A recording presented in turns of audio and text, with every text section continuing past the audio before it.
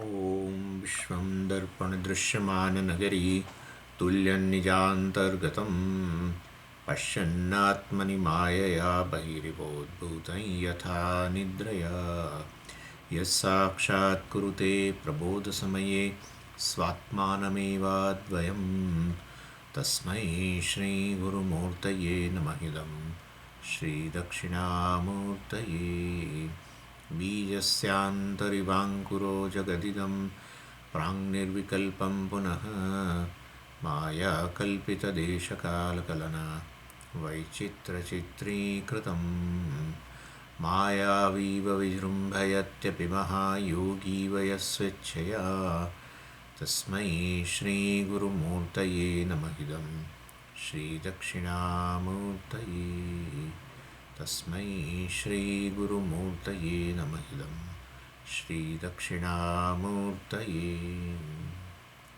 ॐ सहना भवतु सहनौ भुनक्तु सह वीर्यङ्करवावहै तेजस्विनावधीतमस्तु मा विद्विषावहै ॐ शान्तिः शान्तिः शान्तिः सदाशिवसमारम्भां शङ्कराचार्यमध्यमाम् अस्मदाचार्यपर्यन्तां वन्दे गुरुपरम्पराम्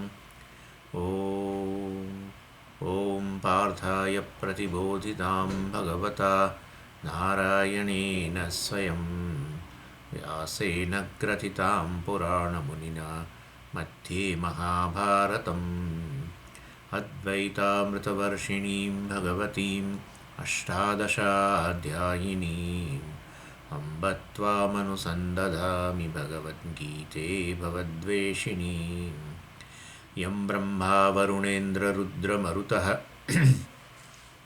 स्तुन्वन्ति दिव्यैस्तवैः वेदैः साङ्गपदक्रमोपनिषदैः गायन्ति यं सामगाः ध्यानावस्थिततन्गतेन मनसा पश्यन्ति यं योगिनः यस्यान्तं न विदुःसुरासुरगणाः देवाय तस्मै नमः देवाय तस्मै 18मा अध्यायમાં 50મો શ્લોક सिद्धिं प्राप्तो यथा ब्रह्म तथाप्नोति निबोध मे समासेनैव कौन्तेय निष्ठा ज्ञानस्य या परा એટલે 49મા શ્લોકમાં ભગવાને પેલો કર્મયોગનો જે ટોપિક હતો એને પૂરો કર્યો 40મા શ્લોકથી 49મા શ્લોકની અંદર કર્મયોગનો સાર આપ્યો ભગવાને 18મો અધ્યાય આખો સાર છે સમરી છે એટલે એમાં પ્રત્યેક ટોપિક સાર રૂપમાં કર્મયોગની વિશેષ ચર્ચા તો ત્રીજા અધ્યાયમાં થઈ ચૂકી છે પણ અહીંયા ભગવાન હવે આ છેલ્લો અધ્યાય છે એટલે આ બધા ટોપિકને સારભૂત અહીંયા રજૂ કરી રહ્યા છે એમાં 40થી 49મા શ્લોકમાં આપણે ચર્ચા કરી ગયા કે આ કર્મયોગની અને પછી ભગવાને ત્યાં 49 શ્લોકમાં કહ્યું કે આ કર્મયોગ જે છે જેનાથી વ્યક્તિને સિદ્ધિ પ્રાપ્ત સિદ્ધિ એટલે સફળતા પ્રાપ્ત થાય પરંતુ એ પૂરતું નથી આ સાધન કર્મયોગ એ છેવટનું સાધન નથી મોક્ષ માટે વ્યક્તિએ જ્ઞાન વગેરે પણ પ્રાપ્ત કરવું જોઈએ માટે 50મા શ્લોકથી શરૂ કરીને 55મા શ્લોકમાં ભગવાન હવે જ્ઞાનયોગની વાત કરી રહ્યા છે અને આ જ્ઞાનયોગ એ પણ છે સારભૂત કારણ કે 50થી 55 એટલે 5-6 શ્લોકની અંદર જ કારણ કે જ્ઞાનયોગની બધી વિશેષ ચર્ચા તો કેટલા બધા અધ્યાયમાં કરી બીજા અધ્યાયની અંદર કરી ચોથા અધ્યાયમાં 5મા અધ્યાયમાં 6ઠા અધ્યાયમાં 7મા અધ્યાયમાં 9મામાં 13મામાં 14માં 15 કેટલા બધા અધ્યાયમાં ડિટેલમાં જ્ઞાનયોગની ચર્ચા થઈ ગઈ એટલે અહીંયા ભગવાનને અપેક્ષા રાખે છે અર્જુન પાસે કે એને યાદ હશે જ આ બધું અને માટે અહીંયા સારભૂત કહી રહ્યા છે પણ જ્યારે ભગવાને કહ્યું કે આ તારે જ્ઞાનયોગ વગેરેની પણ અર્થાત કર્મયોગનું અનુષ્ઠાન કર્યા પછી આ જ્ઞાન પણ પ્રાપ્ત કરવું જોઈએ ત્યારે અર્જુન જરા બહુ વિચિત્ર રીતે જોતો હશે એટલે ભગવાને કરુણા રાખીને જરાક સહેજ આ વસ્તુને અહીંયા બાકી જ્ઞાનયોગનો ઉલ્લેખ કરવાની જરૂર નથી આટલા બધા અધ્યાયમાં ચર્ચા થયા પછી પણ એનીવે એટલે ભગવાને પછી અહીંયા 50થી 55ના શ્લોક વચ્ચે આ જ્ઞાનયોગ શું વસ્તુ છે આત્મજ્ઞાન શું વસ્તુ છે એની જાણે ચર્ચા કરી અને જ્ઞાનયોગમાં આપણે જાણીએ છીએ કે 3 વસ્તુ રહેલી છે: શ્રવણ, મનન અને નિધિધ્યાસન. શ્રવણની વ્યાખ્યા આપણે શું કરી શકીએ? જે કન્સિસ્ટન્ટ અને સિસ્ટમેટિક સ્ટડી, રોજે રોજની અધ્યયન. જેવી રીતે આપણે કોલેજ વગેરેની અંદર ભણવા કેમિસ્ટ્રીનું કેવું આપણે અધ્યયન કરીએ, કે ફિઝિક્સનું, કે કોઈ પણ વિષયનું અધ્યયન વ્યવસ્થિત કરીએ, એવી રીતે. અને સિસ્ટમેટિક એટલે ડિટેલમાં, એટલે વાસ્તવની અંદર કન્સિસ્ટન્ટ પણ, એટલે રોજે રોજ. અને આવું સિસ્ટમેટિક અધ્યયન, વેદાંતના ગ્રંથોનું અધ્યયન કરવું આચાર્યના મુખ્યથી, આચાર્ય પાસેથી. આ જાતે તો ન કરી શકે, એને આપણે શ્રવણ કહીએ છીએ. એના દ્વારા જ ખ્યાલ આવે, મહાવાક્યનો બોધ વસ્તુ આપણા મનમાં સ્પષ્ટ થઈ જાય. એનીવે, અને મનનમ જે છે એ આ મતલબ શ્રવણ ખાલી પૂરતું ન રહે, મનનમ પણ વગેરે થતું જ હોય એની સાથે સાથે. અને કારણ કે આ વસ્તુઓ જ્યારે સાંભળીએ ત્યારે એના પર આપણે ચિંતન ન કરીએ તો પ્રશ્ન ઊભા ના થાય. જો ચિંતન કરીએ તો પ્રશ્ન ઊભા થવાના જ. હું બ્રહ્મ કેવી રીતે હોઉં? આ જગત બ્રહ્મ કેવી રીતે હોય? જગત સત્ય છે અને જગતને મિથ્યા કેમ કહે છે?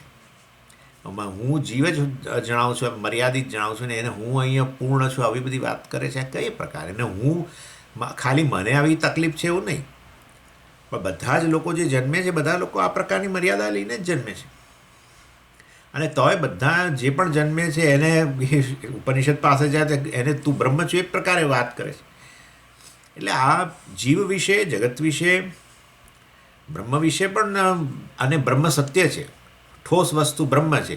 બ્રહ્મ જ ના કોઈ દિવસ અનુભવ નથી થતો અને એને ઠોસ કહે છે, અને જગતનો ઠોસ અનુભવ થઈ રહ્યો છે એને મિથ્યા કહે છે. એટલે આ તો કયા પ્રકારનું છે? જે પ્રત્યક્ષથી સિદ્ધ છે અને એ જગત વગેરે, એને મિથ્યા કહે છે. અને આ શાસ્ત્ર પ્રસિદ્ધ બ્રહ્મ જે છે, જેનો અમને કદી અનુભવ પણ નથી થતો, એને શાસ્ત્ર કહે છે એ જ સત્ય વસ્તુ છે, એનાથી અન્ય કશું છે જ નહીં. એટલે મહાન પ્રશ્નો ઊભા થાય ને. અને સામાન્ય રીતે આપણે પ્રત્યક્ષને જ પછી તો એના પર જ ભાર આપીએ.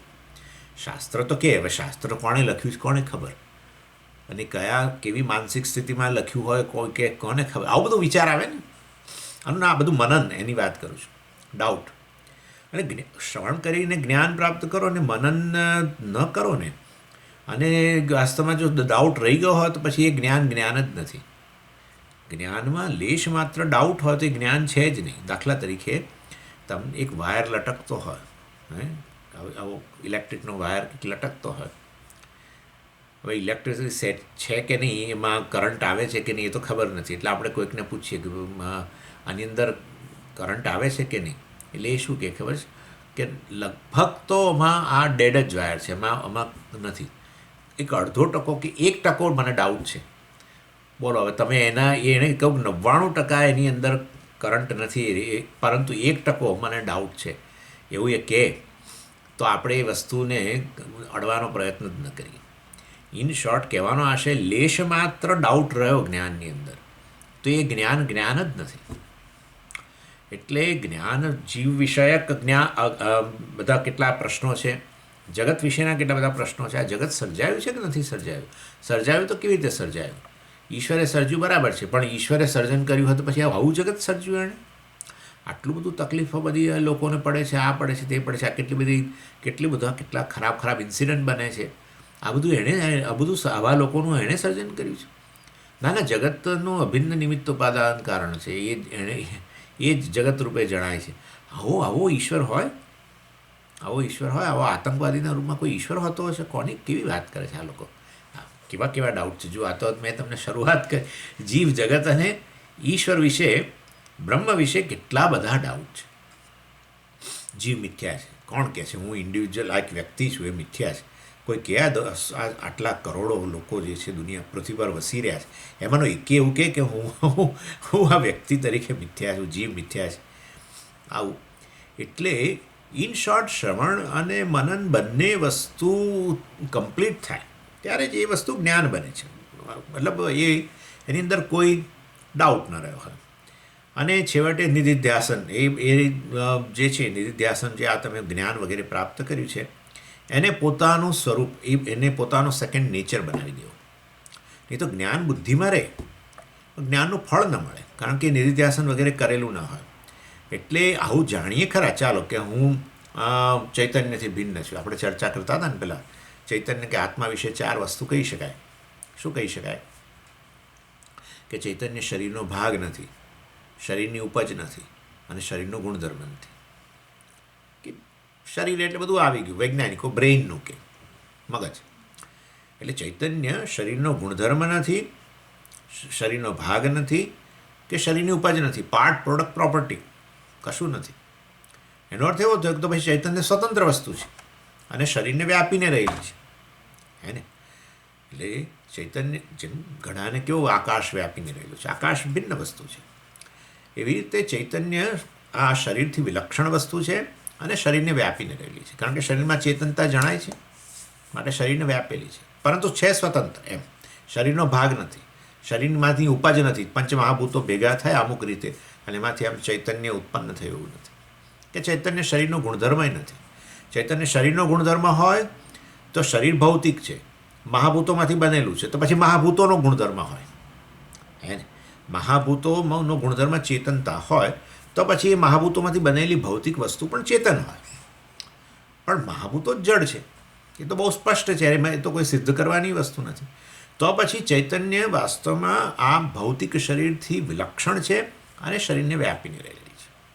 પછી ત્રીજો મુદ્દો કે ચૈતન્ય શરીરને વ્યાપીને રહી છે, પણ શરીર એટલે શરીરથી વિલક્ષણ હોવાને કારણે શરીરના નાશથી ચૈતન્યનો નાશ થતો નથી. શરીરના મૃત્યુ, શરીરના નાશથી ચૈતન્યનો નાશ થતો નથી, અર્થાત આત્માનો નાશ થતો નથી, મારો નાશ થતો નથી. અને ચોથી વસ્તુ કે ચૈતન્ય શરીરરૂપી માધ્યમ દ્વારા અભિવ્યક્ત થાય છે, હે ને? ઇલેક્ટ્રિસિટી ભલે હોય, રહેલી જ હોય, 24 કલાક હોય, પરંતુ અભિવ્યક્ત ન થાય. જો આવો બલ્બ વગેરે તમારી પાસે ન હોય તો તમને ખબર ન પડે ઇલેક્ટ્રિસિટી છે કે નહીં. પણ બલ્બ નથી માટે ઇલેક્ટ્રિસિટી નથી એવું ન કહેવાય. બલ્બ ફૂટી જાય કે મતલબ કે બગડી જાય તો પણ ઇલેક્ટ્રિસિટી નથી એવું ન કહેવાય.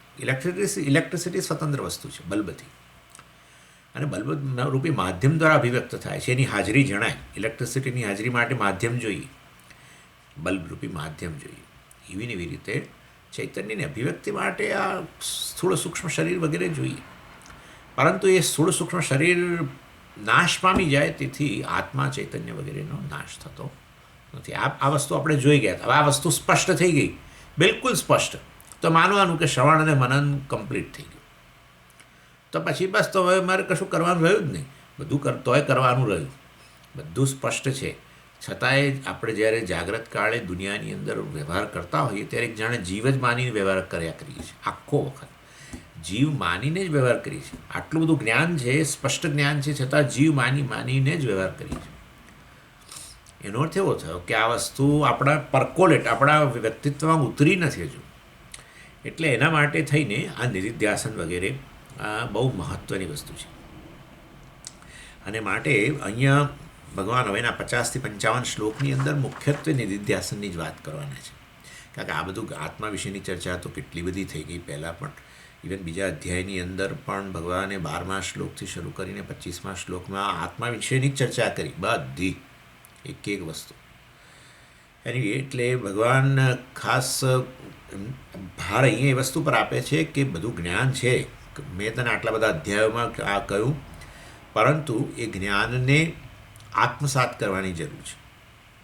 માટે એક નિધિધ્યાસન, આત્મધ્યાન માટે એક સમય ફાળો અને પોતાની જાત સાથે, અને જેની અંદર તું ટેમ્પરરી કામ ચલાવ, સંન્યાસી બની જાય. સંન્યાસી બન્યા વગર ન થાય ધ્યાન. સમજી આવી વાતો ન કરો, એમ નહીં. એનો એવો જ છે, સંન્યાસી બનવું અર્થાત ઇન્ટરનલી કોઈ રોલ, કોઈ ફરજ નહીં, એવું આપણે કહેવું પડે. આપણી જાત ફરજો યાદ આવે એટલે આપણે આપણી જાતને ફરજો અદા કરનારો અહંકાર જ હોય. પિતા હોય, માતા હોય, ફલાણા હોય, ટીકણા હોય, જીવ જ હોય કોઈ.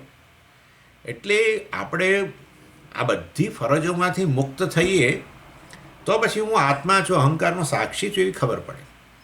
એટલે ટેમ્પરરી સંન્યાસ જેને કહેવાય, એટલે ધ્યાન માટેની જે છઠ્ઠા અધ્યાયમાં ભગવાને વિશેષ ચર્ચા કરી, શુચૌ દેશે પ્રતિષ્ઠાપ્ય વગેરે વગેરે, એક સરસ પવિત્ર સ્થાનની અંદર આવા આસન પર બેસીને, અને અત્યારે મારી કોઈ ફરજો નથી એ પ્રકારનો બધી ફરજો ઈશ્વરને ચરણે મૂકીને, અને એટલે બધા રોલ ભગવાનને ચરણે મૂકીને, અર્થાત અહંકારનો જાણે કે ટેમ્પરરી ત્યાગ કરીને, એમ એટલે હું તમને એ દ્રષ્ટિએ સંન્યાસ કહું છું. સંન્યાસી જે એ છે જેને કોઈ ફરજો નથી. એટલે આપણે પણ આવી ટેમ્પરરી ફરજોને બાજુ મૂકીએ ત્યારે આપણે ધ્યાન કરવા બેસીએ અને પછી ફરી ફરજો જ યાદ આવે તો હજુ તો અહંકારને જ આપણે તો પ્રાધાન્ય આપી રહ્યા છીએ, તો પછી આત્મધ્યાન થવાનો તો ક્યાં પ્રશ્ન છે? ન થાય ને. એટલે આ રીતે બધી ફરજો વગેરેનો માનસિક રીતે ત્યાગ કરી બધો બોજો એવો સમય જ પસંદ કરવો. અને એટલે આ વસ્તુ એવી છે કે આ પ્રકારનું નિધિધ્યાસન જે છે એમાં આ પ્રકારની માનસિક રીતે સંન્યાસી બનવાની જરૂર હોય છે. આપણે એમ જરૂર કરી શકીએ કે ભાઈ આ જાગ્રત કાળે વ્યવહાર કરતાં કરતાં બધો આપણે ફરજો અદા કરતાં કરતાં હું આત્મા છું એવું પણ ન થઈ શકે. ફરજો અદા કરવી હોય તો તમે તમારી જાતને પિતા માતા વગેરે તો કહેવું તો પડે જ ને. એટલે પછી એનો અર્થ એવો થાય છે કે એ બહુ ઇફેક્ટિવલી તમે એ વખતે ધ્યાન ન કરી શકો કે હું આત્મા જ છું, અહંકારનો સાક્ષી છું, હું તો પિતાએ નથી, માતાએ નથી, ન માતા ન પિતા ન બંધુ. એટલે એક સમય ફાળવીને, વિશેષ સમય ફાળવીને આ બધી ફરજોનો માનસિક રીતે ત્યાગ કરીને, એ રોલનો બધા જ રોલનો માનસિક રીતે ત્યાગ કરીને પછી આત્મધ્યાન થઈ શકે. અને આત્મધ્યાનનો ડેટા તો હોય જ છે આપણી પાસે, શ્રવણ મનન કરેલું છે, આટલું બધું સ્પષ્ટ થઈ ગયું છે કે હું ચૈતન્ય છું, શરીરથી વિલક્ષણ છું વગેરે બધું. તો એ વસ્તુને આત્મસાત કરવાનો પ્રયત્ન કરવો જોઈએ. એટલે આ નિધિધ્યાસન વગર શ્રવણ જે છે અધૂરું છે એવું કહેવાય છે. શ્રવણ છે, જ્ઞાન પ્રાપ્ત કર્યું, જ્ઞાન પ્રાપ્ત કર્યું, આટલા બધા વર્ષો આપણા ગયા શ્રવણની અંદર, તો એ શાના માટે આપણે કરતા હતા શ્રવણ? આપણે પૂછીએ આપણી જાતને તો ખબર પડે કે ભાઈ મારે તો આ બધું મુક્તિ, ભયમાંથી મુક્તિ, શોકમાંથી મુક્તિ, મારા જીવનમાં આ બધું હવે ન જોઈએ, આ પ્રકારનું બધું હવે જવું જોઈએ, એના માટે મેં જ્ઞાન પ્રાપ્ત કર્યું પણ ગયું નથી. એનો અર્થ એવો થયો કે નિધિધ્યાસન વગેરેથી એ વસ્તુને આત્મસાત કરો તો પછી આ જીવભાવ જે છે એમાંથી નિવૃત્ત થાવ તો પછી આ શોક વગેરે ન રહે, પરિચ્છિન્નતા ન રહે તો શોક વગેરે ન રહે. અને એને કારણે જ્ઞાનનું ફળ તમને દેખાય કે હા હવે આ મળ્યું. એટલે શ્રવણ, નિધિધ્યાસન વગર શ્રવણ જે છે એને અધૂરું ગણવામાં આવે છે. એટલે અને એના માટે આચાર્ય બહુ સરસ ઉદાહરણ આપે છે. આચાર્ય એ કહે છે કે દાખલા તરીકે તમે કોફી બનાવો અને સામાન્ય રીતે કોફીમાં આપણે શુગર, ખાંડ ઉપરથી નાખતા હોઈએ ને ઘણી, હવે એ બધું ખાસ એવું પ્રકારનું, પહેલાં જૂના જમાનામાં તો પહેલાં ખાંડ ને બધું, પણ હવે એ બધા લોકો થોડા, એટલે એની એ ખાંડ ઉપરથી નાખવાની હોય. કોફી બની ગઈ છે, એક ચમચી મેં અંદર ખાંડ નાખી અને ટેસ્ટ કરી, મોડી લાગી એટલે મન થયું કે ઓછી છે, બીજી ચમચી ખાંડ નાખી, પાછી ટેસ્ટ કરી, મોડી લાગી, પછી ત્રીજી ચમચી ખાંડ નાખી, આટલા ગ્લાસની વિચાર કરો તોય મોડી લાગી. એટલે આપણને થાય કે કેમ આ શું ગરબડ થઈ, 3 ચમચી ખાંડ નાખી છતાંય કેમ મોડી લાગે છે? પણ એક કામ નહોતું કર્યું, ખાંડ તો નાખી પણ હલાવવાનું કામ નહોતું કર્યું. આના જેવી વસ્તુ છે. શ્રવણથી આપણે છે ને આ રીતે અનેક ખાંડ, એટલે મતલબ કે બધો ડેટા, જ્ઞાન આપણે અનેક વસ્તુ અંદર ઉમેરતા જઈએ છીએ આપણી બુદ્ધિની અંદર, પણ પછી મિક્સિંગ કરવાનું કામ નથી કરતા. એ મિક્સિંગનું કામ જાણે નિધિધ્યાસનનું છે. એટલે બંને વસ્તુ હોવી જોઈએ. એક બીજી વ્યક્તિ હોય એમ કે દાખલા તરીકે હું તો ખાલી મિક્સિંગ જ કરું છું અને એડિશન નથી, એટલે પેલા ખાંડ ઉમેરતો નથી, તોય લો છો તમે ગમે એટલું હલાવો તોય ખાંડ મતલબ પેલી મોડી રહેવાની છે કોફી, અને ખાંડ નાખી દો અને ન હલાવો તોય કોફી મોડી રહેવાની છે. એટલે કોફી, ગળી કોફીનો તમારે સ્વાદ માણવો હોય તો બંને કામ થવું જોઈએ, ઉમેરવાનું પણ થવું જોઈએ અને મિક્સિંગનું પણ થવું જોઈએ. એટલે કેટલાક લોકો ફક્ત ધ્યાનની જ વાતો કરે છે, કેવળ ધ્યાન બસ. અરે પણ તમે પેલો ખાંડ તો ઉમેરવાનું તો કામ કરો. નિધિધ્યાસન મેં કહ્યું પ્રમાણે મિક્સિંગ કરવાનું કામ કરે, અને આ શ્રવણ વગેરે જે છે આ ખાંડ ઉમેરવાનું કામ કરે. એટલે શાસ્ત્રના શબ્દો, આચાર્યના શબ્દો એ ખાંડ સમાન ગણો. એટલે ફક્ત ધ્યાન કરનારા લોકો છે દુનિયાની અંદર, આત્મધ્યાન. શું પણ આત્મા કેવો છે? ના ના, આત્મા સચ્ચિદાનંદ છે, મેં સાંભળ્યું છે. અચ્છા, આ તમે સચ્ચિદાનંદ છો? હા. તમે સચ્ચિદાનંદ કેવી રીતે છે? સતનો અર્થ શું થાય? ચિત્તનો અર્થ શું થાય? આનંદનો અર્થ શું થાય? અરે હું સચ્ચિદાનંદ છું, છોડો ને બધી ચિંતા. હા તો મતલબ તો એ કામ નહીં થાય. હું સચ્ચિદાનંદ છું, હું સચ્ચિદાનંદ છું, હું સચ્ચિદાનંદ છું, આ બધું સાંભળવાનું છોડો એમ કે. આ બધું સાંભળવાનું છોડો, આ બધું તો છે ને ખાલી એકેડેમિક વસ્તુઓ છે એમ. એટલે ખાંડ ઉમેરશો નહીં, ખાલી હલાયા કરો બસ. તો કે ખાંડ તો પછી કોફીનો ગળી કોફીનો સ્વાદ નહીં થાય. અને કેટલાક ઉમેરે કરે પણ, એટલે શ્રવણ વગેરે કરે પણ નિધિધ્યાસન ન કરે તો પણ કામ નથી થવાનું. એટલે બંને વસ્તુઓની વાસ્તવની અંદર આવશ્યકતા છે. એટલે શ્રવણ વગર નિધિધ્યાસન અધૂરું કહેવાય, અને નિધિધ્યાસન વગર શ્રવણ જે છે એ પૂરું થયું નથી એવું આપણે કહી શકીએ. એટલે શ્રવણ વગર નિધિધ્યાસન અધૂરું કહેવાય એવું નહીં બોલીએ. શ્રવણ વગર નિધિધ્યાસન અશક્ય જ કહેવાય નેચરલી. આત્મ ધ્યાન કરવું હોય તો આત્મા વિશે સાંભળેલું હોય તો તમે ધ્યાન કરી શકો ને. એટલે આ જરાક સહેજ બદલી નાખીએ આપણે.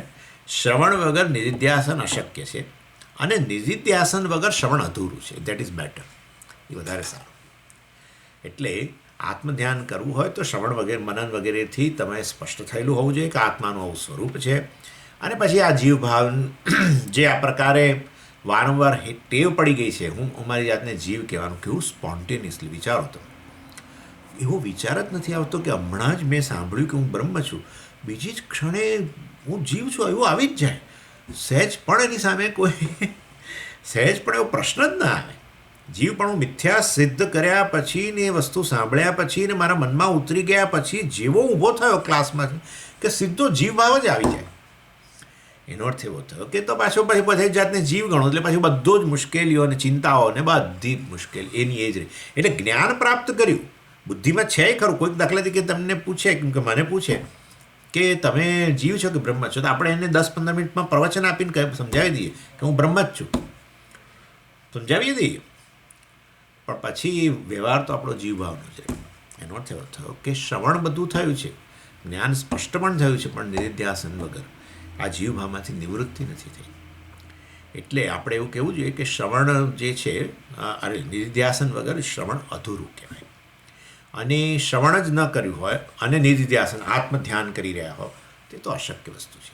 આમાં કોઈ નિષ્ઠા આવે જ નહીં.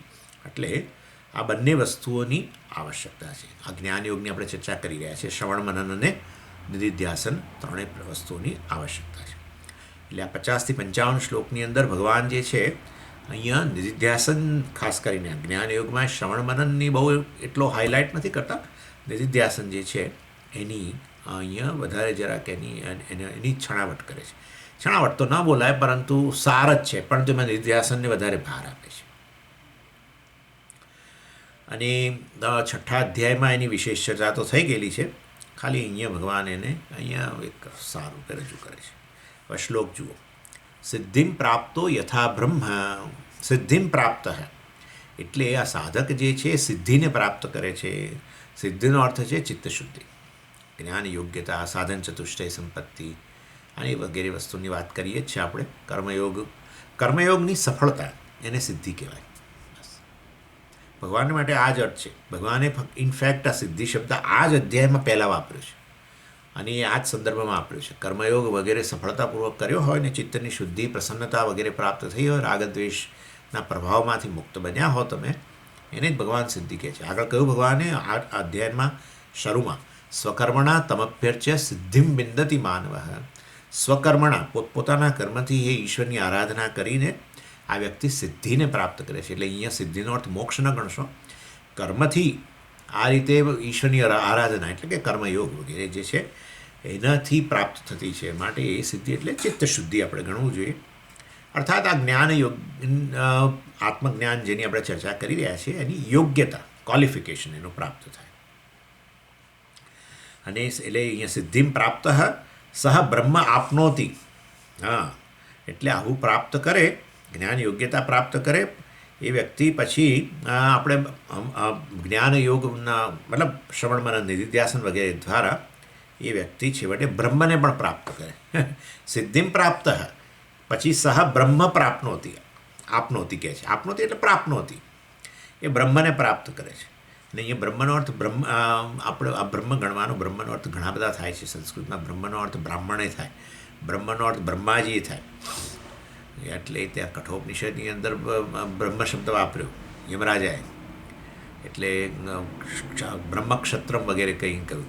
ત્યાં બ્રહ્મનો અર્થ છે બ્રાહ્મણ, કારણ કે ત્યાં ક્ષત્રમ શબ્દ વાપર્યો છે ક્ષત્રિય માટે.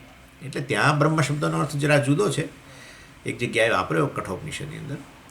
બ્રહ્મનો અર્થ બ્રહ્માજી થાય, બ્રહ્મનો અર્થ બ્રાહ્મણ થાય, બ્રહ્મનો અર્થ આપણે આ વેદ પણ થાય. ભગવાને 3જા અધ્યાયમાં બ્રહ્મ શબ્દ વાપર્યો, વેદ માટે વાપર્યો. અને અહીંયા જે છે અત્યારે સહ બ્રહ્મ આપનો, એ આપણે આ સચ્ચિદાનંદ બ્રહ્મ ગણવાનું.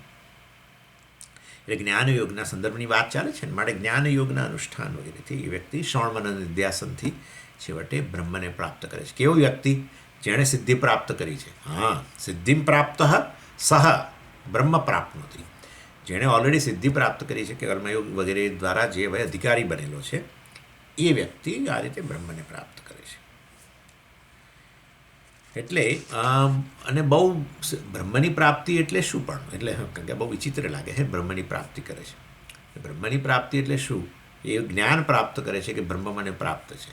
બસ બ્રહ્મ પ્રાપ્તિ બરાબર એ જ્ઞાન પ્રાપ્ત કરે છે કે બ્રહ્મ મને પ્રાપ્ત છે, ઓલરેડી પ્રાપ્ત છે, અહમના રૂપમાં જ રહેલો છે. જેને હું બહાર શોધતો હતો એ ખરેખર એ ખરેખર તો મારું સ્વરૂપ છે. બહાર કંઈ બ્રહ્મને કોઈ શોધતું નથી, કોઈ શોધતું જ નથી. બ્રહ્મ શબ્દ જ જાણતું નથી તો એને શોધવાની ક્યાં વાત આવે? બરાબર. પણ છતાં આવું આપણે બહુ બોલ્ડલી બધા આચાર્યો કહે, મનુષ્ય જે જન્મે છે ને એ બ્રહ્મને શોધે છે, એવું જ કહીએ છીએ બધા. અમેરિકન કે આફ્રિકન, એ બિચારાને બ્રહ્મ શબ્દ જ ના બોલતા આવડે તોય કહે કે બ્રહ્મની પ્રાપ્તિ માટે જ ફરે છે. એને તમે પૂછો તો કે હું કોઈ આવું બધું બ્રહ્મ કંઈક પ્રાપ્ત કરવાનું. ભાઈ તું તારા જીવનમાં જે શોધી રહ્યો છે એને અમે બ્રહ્મ કહીએ છીએ, બસ એવું કહીએ. પછી તું તારા જીવનમાં જેને શોધું છું ને જીવનભર, એ બ્રહ્મ છે. હા, ભલે બ્રહ્મ શબ્દથી પરિચિત નથી. એટલે બહાર જે વ્યક્તિ સલામતી શોધે છે એ મારું સ્વરૂપ છે, હું સલામત છું. બહાર જે સુખ શોધે છે એ સુખ મારું સ્વરૂપ છે. બહાર જે શાંતિ શોધે છે એ શાંતિ મારું સ્વરૂપ છે. એવો શાંત છું, એવો શાંત છું, એવો શાંત છું કે એવો શાંત છું કે કોઈ મને અશાંત કરવા માગે ગમે એટલો તોય હું થઈ શકું એમ નથી. બોલો આવો હે શાંતમ શિવમ અદ્વૈતમ ચતુર્થમ મન્યતે સ આત્મા સ વિજ્ઞેય. શાંતમ શિવમ ચતુર્થમ મન્યંતે, માંડુક્યન પુષ્પની અંદર કહ્યું શાંતમ શિવમ અદ્વૈતમ. અદ્વૈતમાં જ શાંતિ છે, દ્વૈતમાં કકળાટ છે. દત્તાત્રેય મહારાજ આ તો શીખ્યા. દત્તાત્રેયના ઘણા ગુરુઓ હતા, એમાંથી એક ગુરુ પેલા એક માતાજી બ્રાહ્મણ પત્ની, એમની પાસેથી આ શીખ્યા કે જ્યાં દ્વૈત છે ત્યાં કકળાટ છે, જ્યાં અદ્વૈત છે ત્યાં વાસ્તવની અંદર શાંતિ છે. અદ્વૈત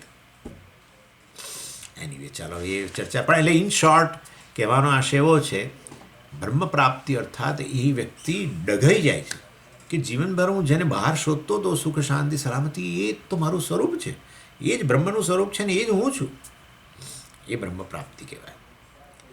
અને આ રીતે વાસ્તવમાં એટલે આ રીતે જ્ઞાનથી આ પ્રકારે પ્રાપ્ત કરે છે અને એને જ્ઞાનની નિષ્ઠા કહેવાય.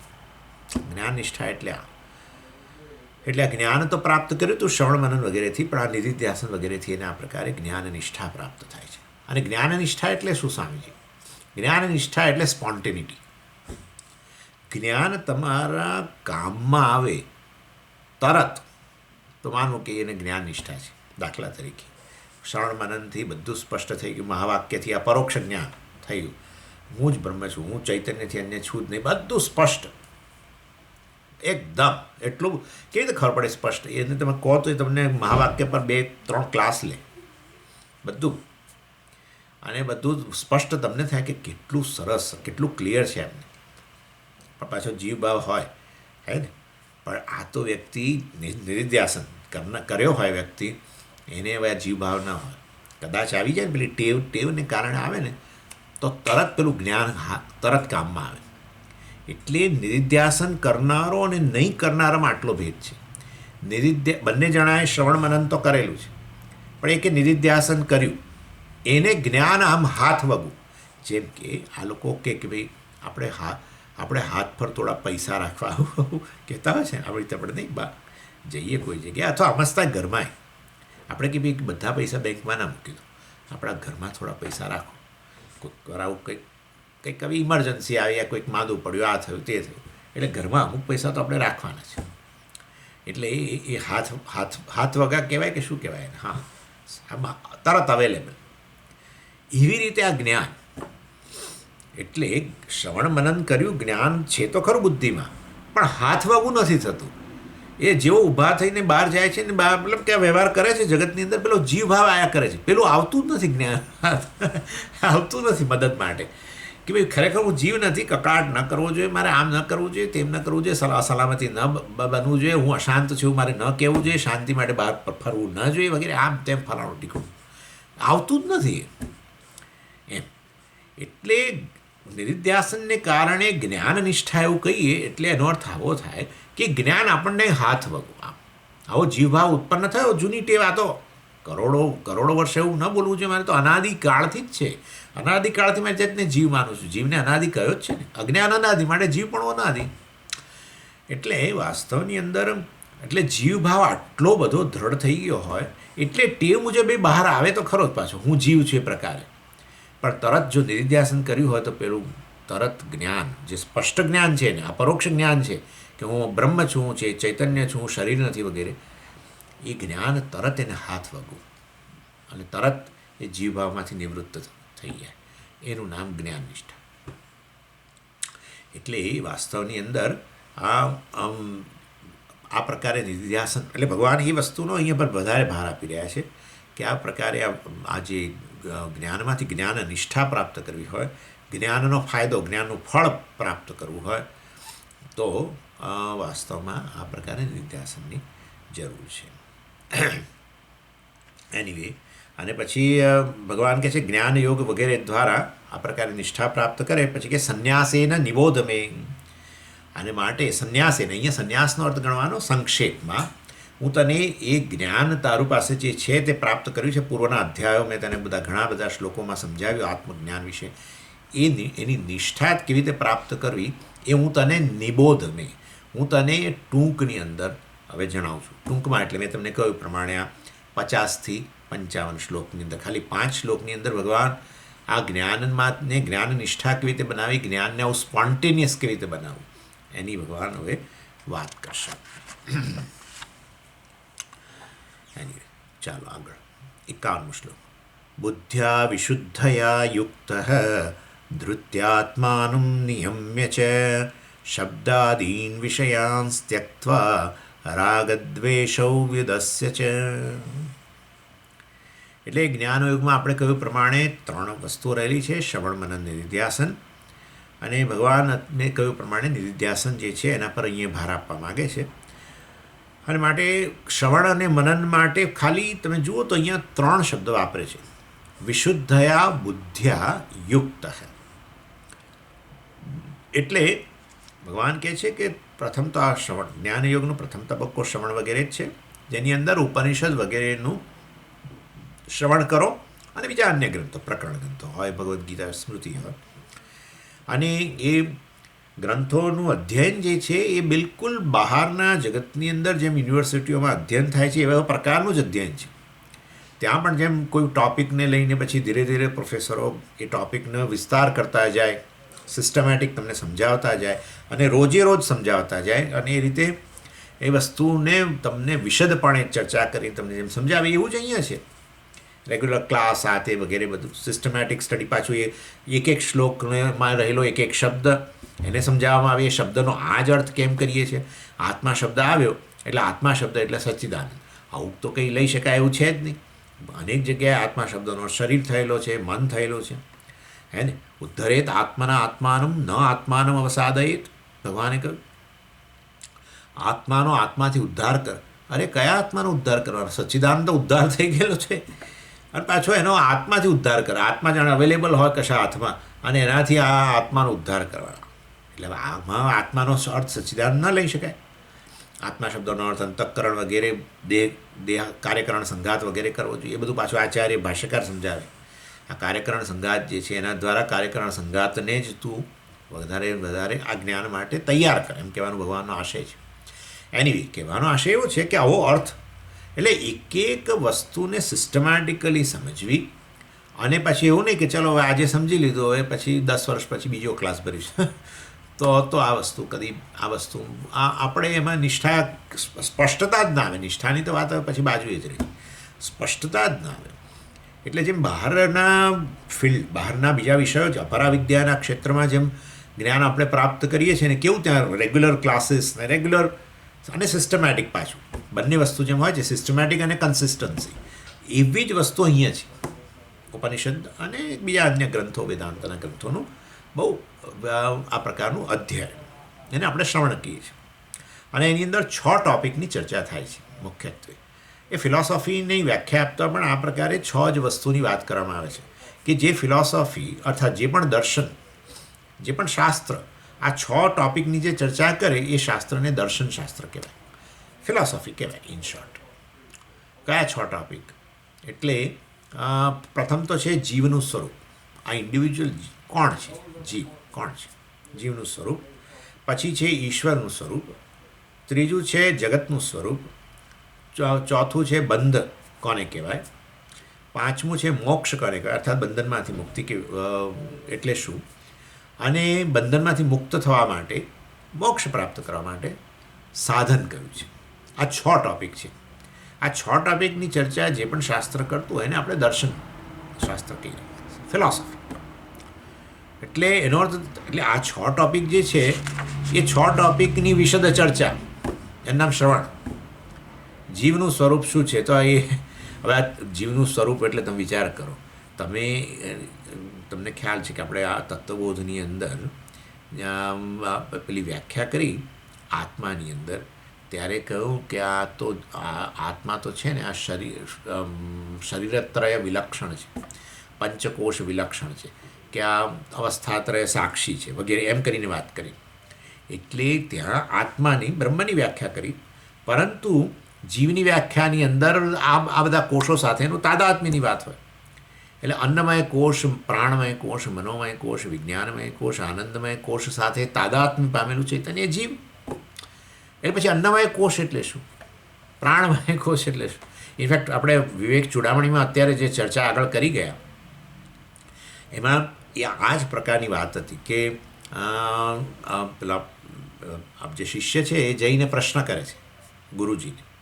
6 પ્રશ્નો કરે છે ને કે એમાં બંધન શું છે, ને અરે આત્મા શું છે, અનાત્મા શું છે, બંધન શું છે, મોક્ષ શું છે, આવી રીતે ચર્ચા કરે છે. ત્યારે વાસ્તવમાં પહેલાં ગુરુજી અનાત્મા શું છે એમ કરીને ચર્ચા કરે છે. અને અનાત્મામાં પછી પહેલાં સ્થૂળ શરીર, અનાત્મા એટલે સ્થૂળ શરીરની ચર્ચા. કેટલા બધા શ્લોકોમાં સ્થૂળ શરીર વિશેની ચર્ચા, પછી આવી સૂક્ષ્મ શરીર વિશેની ચર્ચા, પછી આવી કારણ શરીર વિશેની ચર્ચા, અને પછી કહ્યું કે આ 3 શરીરોથી વિલક્ષણ, 3 શરીરો અનાત્મા છે, એનાથી વિલક્ષણ જે છે આત્મા છે. પછી આત્મા વિશેના શ્લોકો ચાલી રહ્યા છે અત્યારે.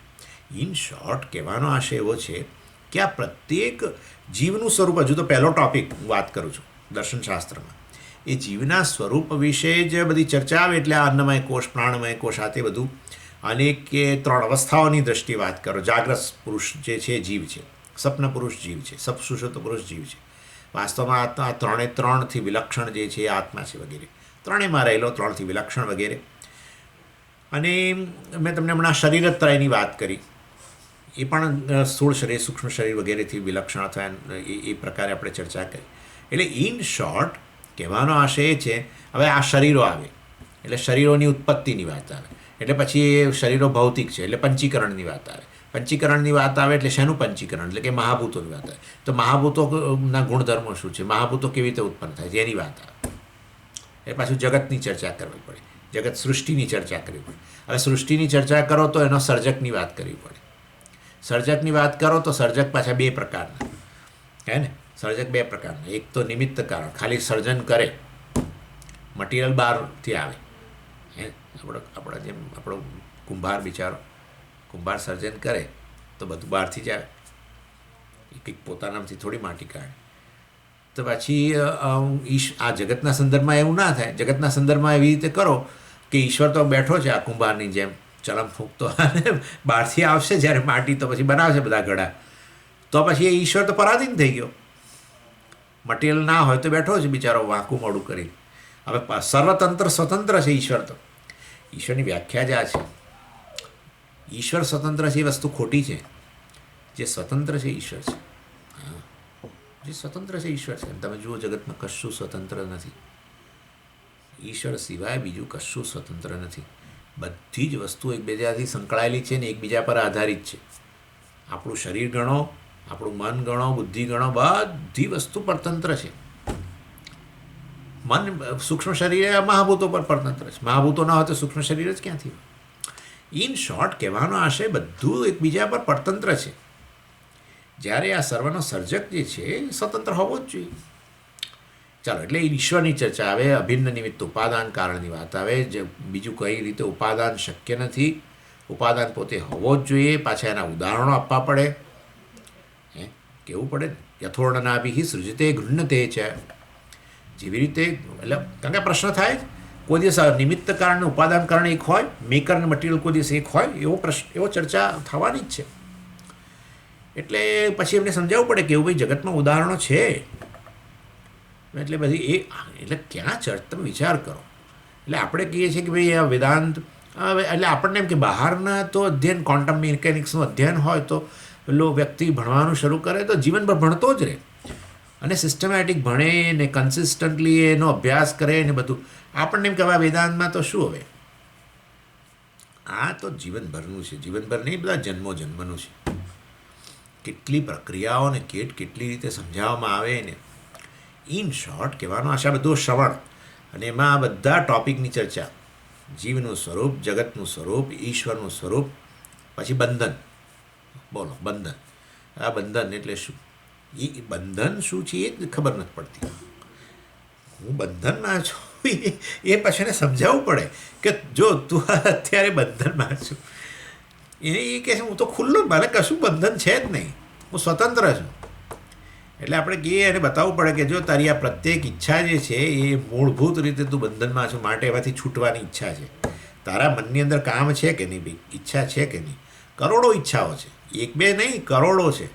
જેમ પેલા આપણે જેમ પેલા ચોમાસું આવે ને, કેવા જીવડા, આપણે ગમે એટલા જીવડાઓનો નાશ કરીએ તો પાછા એટલા ને એટલા પાછા દેખાય. એવું છે આ તો. કેટલી બધી ઈચ્છાઓ આપણે જાગ્રત કાળની અંદર કર્મ કરીને પૂરી કરીએ. આપણને એમ કહેવાય એક દિવસ આનામાંથી છૂટી જઈશું, નિરાશ થઈ જશે. એ કામ બેસવા દેતો નથી કોઈને. ઈચ્છા આપણને બેસવા જ નથી, કારણ કે તરત કર્મમાં પ્રવૃત્ત કરે એની પૂર્તિ માટે. એટલે એ કહેવાનો આશય પછી બધું બતાવવું પડે કે આ તું જો કેવો પરવશ છું તું. તારી વિચાર તો કર. તું કહું છું કે હું સ્વતંત્ર છું, પણ તું તો કેટલો પરવશ છું. તું તારા કામને જ પરવશ છું.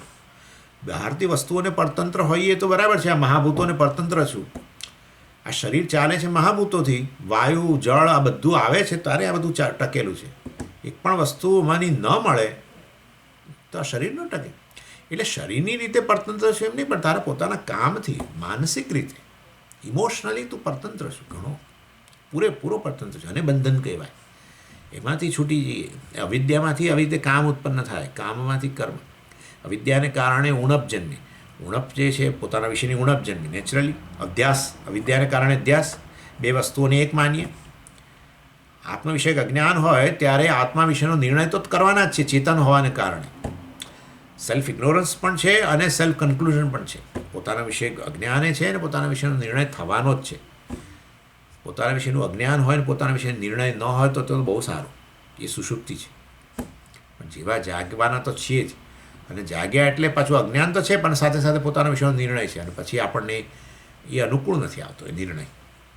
અને માટે એ પછી અધૂરપ લાગે. કારણ કે અનાત્માનો આત્મા પર આરોપ કર્યો, આત્માને અનાત્મા જેટલો માન્યો, અને એને કારણે વાસ્તવની અંદર આપણે સતત આ રીતે એ લાગણીમાંથી છૂટવા માટે જ પ્રયત્ન કરીએ છીએ. એટલે આ પરતંત્રતા, આ પરિચ્છિન્નતાની લાગણી, મર્યાદાની લાગણી, દેશકાળ વસ્તુ પરની પરતંત્રતાની લાગણી જે છે, એને અધીન છું, એમાં મર્યાદિત છું, એ લાગણી જે છે એને બંધન કહેવાય. અને મોક્ષ એટલે આ ત્રણેય આ પ્રકારના દેશકાળ વસ્તુના બંધનમાંથી તું છૂટી જવું તો મોક્ષ, મુક્તિ. એટલે આ સમજાવવું પડે. પછી દેશકાળ વસ્તુનું બંધન જે છે શેને કારણે? એ તો અજ્ઞાનને કારણે. પણ એમાંથી હવે છૂટી જવું એટલે શું? એટલે પછી એને બતાવવું પડે કે આ આત્મા વગેરે જે છે એનું સ્વરૂપ છે આમ તેમ ફલાણું કેટલું. અને આમાં દિવસોના દિવસો વર્ષોના વર્ષો દિવસો છે ને, વર્ષો. કારણ કે એક તો સ્પષ્ટતા આવતા જ સમય લાગે. સંસાર શું છે એ જ લોકોને ખબર નથી. વર્ષોના અભ્યાસ પછી નથી ખબર હોતી કે આને જ સંસાર કહેવાય. સંસાર એટલે ખરેખર પત્ની બાળકો કોઈ સંસાર છે જ નહીં. સંસાર એટલે આ પ્રકારની પરાધીનતા, બધી રીતે પરાધીનતા, દેશમાં, કાળમાં, વસ્તુમાં પરાધીનતા, સંબંધોમાં પરાધીનતા વગેરે વગેરે. એટલે આ સંસારનું સ્વરૂપ પાછું અનેક રીતે બતાવવું પડે, બંધનનું સ્વરૂપ મતલબ, અને એમાંથી મુક્તિ છે પાછું દરેક એંગલથી સમજાવવી પડે. એટલે હા, ઓકે, ચાલો બધું સમજી ગયા, મારે મુક્ત થઈ જવું છે. કેવી રીતે થવાય? જ્ઞાન પ્રાપ્ત કરવું પડે, સાધનિક જ. પાછું જ્ઞાનની વાત આવી, ધ્યાનથી કશું ના થાય. હું તો ધ્યાન કરું તો થઈ જશે, હવે એમાં શું? ના, જ્ઞાનથી જ થાય. કારણ કે આ પ્રશ્ન અજ્ઞાનનો છે. અજ્ઞાનની નિવૃત્તિ માટે જ્ઞાન જોઈએ, પણ કેવળ જ્ઞાનથી ન થાય. પાછા બીજા લોકો આવે. જ્ઞાન અને કર્મ બે કરવું જોઈએ. આ ખાલી આવી રીતે ચોપડીઓ લઈને બેસી ના રહેવાય. તમને શેના માટે હાથ પગ આપ્યા છે? મને એક જણ કહું, તમને શેના માટે હાથ પગ આપ્યા છે ભગવાને? ભગવાનને માનો છો? હા, માનું છું. તો તમને હાથ પગ આપ્યા છે ભગવાને એવું તમે માનો છો? એનો તમારા સર્જક શરીરનો એને માનો છો? હા, માનું છું. તમને કર્મેન્દ્રિયો આપી છે કે નહીં? આપી છે ને. તો પછી આ કેમ આમ ખુરશીઓમાં જઈને બેસી જાઓ છો? કામ કરો. ના, આ જ્ઞાન પ્રાપ્ત કરવું જોઈએ, કલ્યાણ છે, બંને કરો. જ્ઞાન કર્મ સમુચ્ચય. નાના કર્મથી કશું ના થાય. બધું ક્લિયર થવું જોઈએ. નિષ્કર્મ સિદ્ધિમાં શું ચાલે છે અત્યારે વિચારો. એટલે કહેવાનો આશય કે કેટલાક આચાર્યો કેટલીક દૃષ્ટિકોણથી સમજાવતા હોય, જેમાં વસ્તુ સ્પષ્ટ કરતા હોય. ઉપનિષદ બધી વસ્તુની ચર્ચા ન કરી શકે. ઉપનિષદનું તો ધ્યાન એક જ જગ્યાએ છે, તું બ્રહ્મ છું. મહાવાક્ય તરફ જ એનું ધ્યાન છે. બધું બરાબર છે, હું બ્રહ્મ છું, એ જ્ઞાન પ્રાપ્ત કરવું જોઈએ, પણ આ કર્મનું શું? મને કર્મેન્દ્રિયો આપી છે એનું શું? એનાથી કર્મ તો કરવું જ જોઈએ ને. ભગવાન કહે છે શરીરે યાત્રા આપી છે તે ન પ્રસિદ્ધિ અકર્મણ. અર્જુનને ચેતવણી આપી કે જો તું છોડી દઈશ કર્મ, અત્યારે ભાગી જવું છે અહીંથી આ યુદ્ધમાંથી, તું કર્મ છોડી દઈશ તો યાદ રાખ તારું શરીર પણ નહીં ચાલે. યુદ્ધસ્વ ભગવાન પોતે યુદ્ધ કરવાનું કહે છે, કર્મ કરવાનું કહે છે, અને તમે જ્ઞાનથી મોક્ષની વાતો કરો છો. બધું સ્પષ્ટ થવું જોઈએ. આ 6 મુદ્દા છે. એટલે ઇન શોર્ટ હું શેની વાત કરી રહ્યો છું કે ગ્રંથોનો અભ્યાસ, શ્રવણની વાત ચાલે છે. શ્રવણમાં આ 6 ટૉપિકની ચર્ચા, વિસ્તૃત ચર્ચા, આ 6 ટૉપિકનું વિષયક અધ્યયન. અને કેવા પ્રકારનું અધ્યયન? સિસ્ટમેટિક અને કન્સિસ્ટન્ટ. પણ કન્સિસ્ટન્સીની જરૂર નથી. બરાબર છે, તમે આજે કહો એ વસ્તુ છે.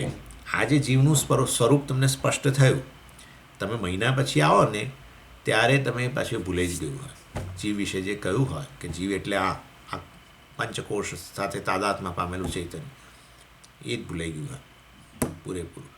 અને પછી મહિના પછી આવો ત્યારે જગતના સ્વરૂપની ચર્ચા ચાલતી હોય, ત્યારે પછી એ જગતના સ્વરૂપ વિશે થોડું ઘણી સ્પષ્ટતા આવે. વળી પાછું બીજા 15 દિવસ પછી ત્રીજી વસ્તુની ચર્ચા ચાલતી હોય એમાં, ત્યારે પેલું જગતનું સ્વરૂપ ભૂલાઈ ગયું હોય, ઈશ્વરના સ્વરૂપની ચર્ચા. ઇન શોર્ટ, કન્સિસ્ટન્ટ અને સિસ્ટમેટિક બંને વસ્તુની આવશ્યકતા છે આમાં. ને કન્સિસ્ટન્સી અને સિસ્ટમેટિક સ્ટડી કોની? તો કે આ 6 ટૉપિકની, એને શ્રવણ કહેવામાં આવે છે. એ લોકો એવું માનતા હોય છે, આપણને નથી કહેતા, બધા તમને ખ્યાલ હશે જ. લોકોને તો એમ છે કે આપણે ખાલી આ ભજન કે ધ્યાન કરીએ એને જ આધ્યાત્મિક વ્યક્તિ એટલે શું? ભજન કરે અથવા તો ધ્યાન કરે. અરે ભાઈ, આવું નથી, આ તો બધું આવું અધ્યયન છે. અને એ લોકોની દ્રષ્ટિએ બધું એટલું પૂરતું છે, ધ્યાન કરવું પૂરતું છે, ભગવાનનું ભજન કરવું વગેરે પૂરતું છે, કે જપ કરવા વગેરે પૂરતું છે, પણ એ એટલું પૂરતું નથી. અહીંયા આજે છે આ પ્રકારનું અધ્યયનની વાત કરવામાં આવી છે એની. એટલે ભગવાન કહે છે શ્રવણ અને મનન દ્વારા તું આ પ્રકારે ડાઉટલેસ આ જે છે જ્ઞાન તારે પ્રાપ્ત કરવું છે. એને જ અહીંયા વિશુદ્ધ બુદ્ધિ કહેવામાં આવ્યું. વિશુદ્ધયા બુદ્ધ્યા યુક્ત, વિશુદ્ધ બુદ્ધિથી યુક્ત થયેલો, અર્થાત આ રીતે કર્મયોગ વગેરેથી તો એ બની ગયેલો છે, સિદ્ધિ પ્રાપ્ત થયેલી છે એને. પણ ભગવાન કહે છે હવે એને વિશુદ્ધ બુદ્ધિ, અર્થાત બુદ્ધિ એટલે જ્ઞાન, અને વિશુદ્ધ અર્થાત એની અંદર હવે પેલું અશુદ્ધિ રહી નથી. કઈ અશુદ્ધિ? પેલું ડાઉટ, સંશય પણ રહેલા નથી. એટલે કે શ્રવણ અને મનન બંને એના પૂરા થઈ ચૂકેલા છે. એવી વ્યક્તિ જે છે એની અહીંયા વિશુદ્ધયા બુદ્ધ્યા યુક્ત, અને પછી આગળ કહે છે, હા, ધૃત્યાત્માનમ નિયમ્ય છે. અને એવી વ્યક્તિ જે છે એ વાસ્તવની અંદર પછી આગળ નિર્ધ્યાસનની અંદર આત્મ વિષયક વધારે ચિંતન કરે છે. ચિંતન કરે છે અર્થાત હું જે હું અહંકાર છું, જીવ છું, એ પ્રકારનો જે એને જે દ્રઢ ખ્યાલ જે છે એની નિવૃત્તિ કરે છે. એના માટે જે ફોર્મલ મેડિટેશન, ટ્રેડિશનલ મેડિટેશન છે એ વગેરે એ કરે છે. ચાલો એની ચર્ચા હવે આપણે આગળ કરીશું. ઓમ પૂર્ણમદ પૂર્ણમિદમ પૂર્ણાત પૂર્ણમુદચ્યતે પૂર્ણસ્ય પૂર્ણમાદાય પૂર્ણમેવાવશિષ્યતે. ઓમ શાંતિ શાંતિ શાંતિ. હરિ ઓમ શ્રી ગુરુભ્યો નમઃ. હરિ ઓમ.